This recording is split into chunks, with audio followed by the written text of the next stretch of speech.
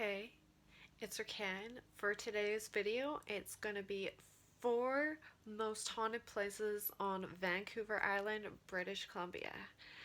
So, I hope you guys enjoy Spooktober. Inside some of the island's most haunted places, bringing you stories of spooks and spirits. We have heard from people who've had encounters with the paranormal, and tonight we'll show you how you can do the same. It is at a century-old inn on Quadra Island where the guests get personalized service from the past.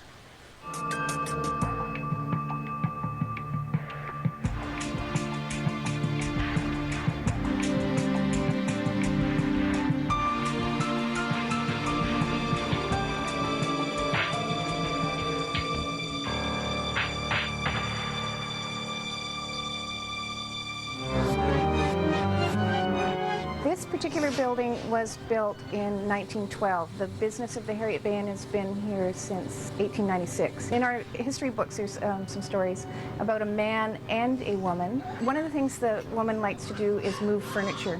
And there's been a lot of stories about people at night putting all the bar stools up and then coming to lock everything up and coming back and all the bar stools are down. And I did one night, I was here with one of my partners, and we heard furniture scraping upstairs. And we both started to walk upstairs, and we looked at each other, and I said, "Do you really want to go up there?" And he said, "No, do you?" I said, "No." So we just kind of stood there and listened to the moving, and it eventually stopped, and we never did go look. Here, I'll let you go in. We did have a psychic come, didn't tell us they were psychic, and asked if they could see the room. And he was there for quite a while, and he came down and he said, "There's a woman in that room, and she's knitting, and she's waiting for her husband." And we have had other sightings of that woman knitting down here in the lounge, actually. He felt that she was waiting for her husband. He was lost at sea or was maybe lost logging and never came back, never came home. So she's still waiting for him. It was room 112, just going about my regular housekeeping routine. Cleaning a bathroom, and then I just peeked around the corner because I thought someone was there. There was a person peeking into the room. He was bearded, wearing suspenders. I freaked because it was like cold in the room. It was not normal, and it just went away eventually. Sometimes people ask to stay in the rooms where the ghost has been sighted, and there are 3 rooms in particular where she has been sighted. And one of them, just in the last year, a woman came in and said, "There's an old gal hanging out the window, and I'm afraid for her. You need to come and help her." And the front desk person went out and there was nobody there. Also, even walking down the hallway, I've just had experiences where I feel like someone's walking behind me, breathing down my neck. I'm like, okay, ignore it, ignore it. If anybody would like to come and find out more about the ghosts of the Harriet Bay Inn, please come by. We're always willing to talk and put you in the rooms where the ghosts are. Getting dressed up to go trick-or-treating as goblins and ghouls, but what about the real monsters and ghosts? Do they haunt Victoria? Some have claimed to see apparitions in the night and loud noises. Well, I'm here in Bastion Square with renowned historian John Adams to find out just how haunted this place is.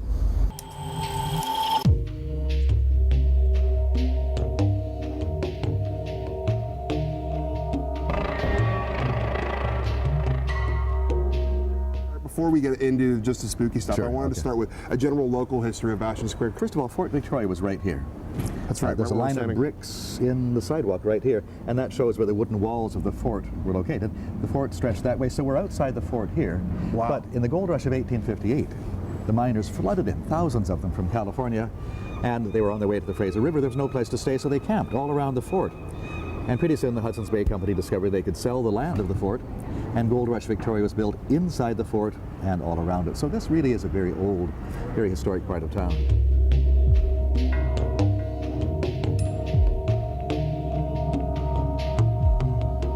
You know, like I said, it's got to be one of the most haunted buildings in the story. Now, what are some of the more, I guess, famous apparitions or stories that are told about the museum? Well, a number of years ago, they restored the old Supreme Court room, one of the courtrooms on the top floor. Yeah. And Sir Matthew Bailey Begbie was the Chief Justice when the building was built, and he presided at the bench in that room. They restored the room, and he had sometimes a violent temper. He was known to slam his fist on the judge's bench if he was angry with the prisoner. And this is up at the top there, right? This is up there in that end of the building. Wow. And at night, people working here by themselves, a cleaner, for example, going past that room, didn't want to go past the room because every night they knew they would hear something slamming the judge's bench. They would look, they knew that nobody would be there, nobody ever was. But people going into the room would get pushed in the back, out of the room. Somebody didn't want them in the room. Wow. Coming down the stairs, one staff member many years ago told me every time she came down the stairs, something grabbed her. She thought it was trying to throw her down the stairs. And the ghost of Sir Matthew himself, and he was known as the Hanging Judge, although that's probably not really a correct nickname for him. But did he get the nickname from handing out a lot of sentences? well, he did. He was the judge for a long time, and so Okay. he did actually sentence many people to the gallows, but he also acquitted many people too. But his ghost has been seen gliding down the stairs. He was a very tall man, and a big fellow with black robes, mustache, and goatee. You can't mistake him for anybody else. And he's seen gliding down the stairs, and then he's gone. He's also seen sometimes moving right through one of the doors on the top floor where one of the courtrooms used to be. The alley that's over there, that's called... Okay, just across from here, running next to what was Fort Victoria, is Pumpkin Alley. Pumpkin Alley, that's right. I hear that they used to walk the prisoners through there on the way to the gallows. All in step. And depending on where they were working, they headed that way or that way. If they were working in this part of town, they often moved right through Pumpkin Alley. People hear something, footsteps, muffled footsteps. If you're on your own, even in the daytime, that's a little bit unnerving. You hear the sound of rattling chains, and then you look back and you see somebody wearing what looks very unusual for today, a canvas jacket and pants. Some say his hands are stretched out. Some have even said he's got broken chains hanging from his wrists. But whatever it is, you don't want to be here anymore. So during the Halloween season, it is our busiest season for ghostly walks. Of course. And if people want to get the full schedule year-round, the best thing to do is go to ghostrywalks.com. We have a special route from Market Square. It loops around down by the harbor and ends up right here, right over there in Bastion Square. Stamp Falls in Port Alberni is an awesome hike during the day. Just make sure you have time to get back before dark.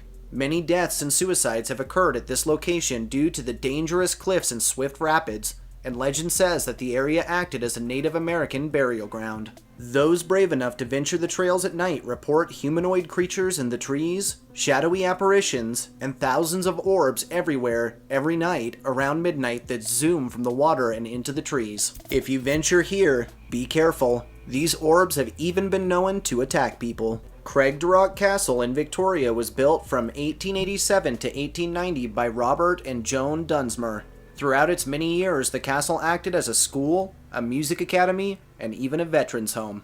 Staff and visitors report ghostly children, disembodied voices, and objects moving on their own. Joan Dunsmuir herself is commonly seen on the stairwell, clad in a ball gown, while Robert is occasionally seen in the study.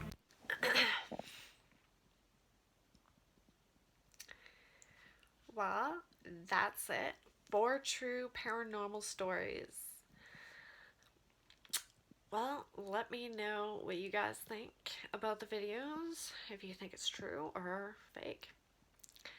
But there's one place I did explore when I was younger, and it felt like something was watching me, and I had goosebumps and everything like that.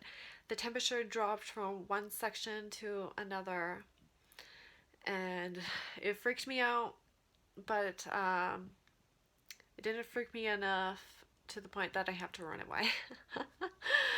It got me more interested in the paranormal, and I would love to read your guys' experiences down below in the comments. And I'll see you in the next video. Peace.